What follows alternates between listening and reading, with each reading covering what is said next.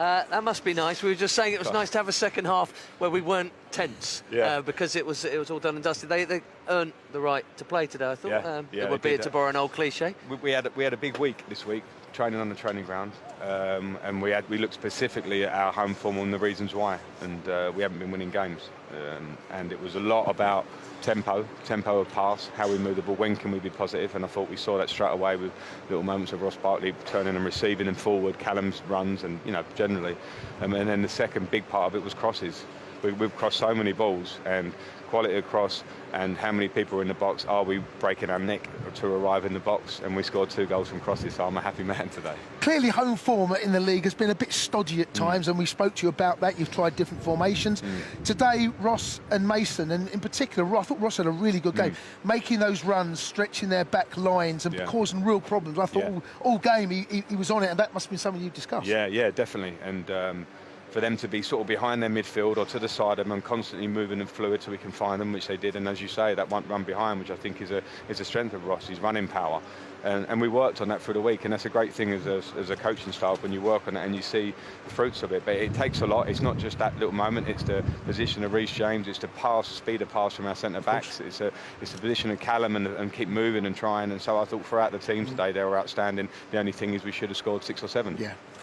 I imagine when you left here as a player, while Jody was just coming into being a coach, he probably at some point would have said to you, you want to see this boy Reece James crossing, because since he's been 16, he's been delivering the ball that well and that early. He's making himself undroppable with that kind of delivery, and I guess the players always know it's going to come so they can make those runs. Well, yeah, hopefully that's the plan. That's the plan. And when you have a weapon like that in your team, and the ability is so good, you have to use it. And we've seen it in the last 2 games here, particularly at home. I'm delighted with and Callum, because the link up of those two was great. So you have a threat of Callum that wants to go 1v1. You have Reece coming up behind him, who's getting involved in high areas. And the next question is how many of those crosses can we make good with finishes? Obviously, Tammy gets his goal from one today, but the one in the second half that he fires across the face, we have to anticipate that. More. Yeah, we have to anticipate it, and then can we vary it? Is it always going to come in? There's things for us to work on, but it's great to work with him because he's so young. He's only going to go in one direction. It was great to watch the lads express themselves. Tammy was little flicks, and you felt that there was an enjoyment about the game, and the fans and us, and I'm guessing you and the players definitely.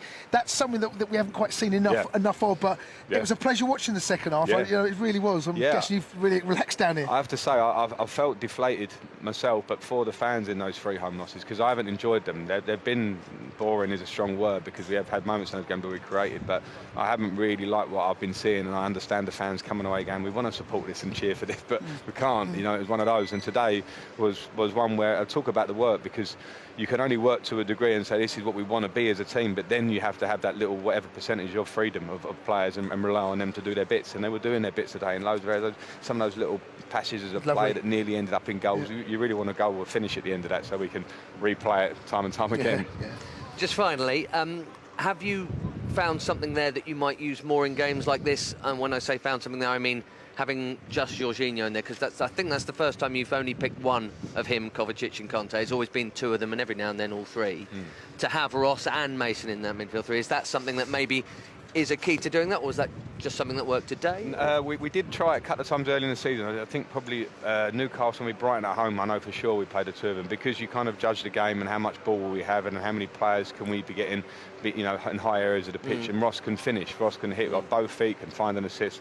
So I'm not saying necessarily that will be the way, but you do obviously approach a game, you expect us to have a lot of ball against Burnley, and then you hope, but the N'Golo one's tough, because I'm not going to stand there and someone drop him too many times. I think we'd be mad, because we know what he is. But at the same time, we can mix around that midfield, try and find the right combination between the 3. But for me, it wasn't so much the personnel today. It was the idea. It was the speed of pass, finding the pass, turning quickly. And all the midfield players can do that we've got. So they're difficult but nice choices.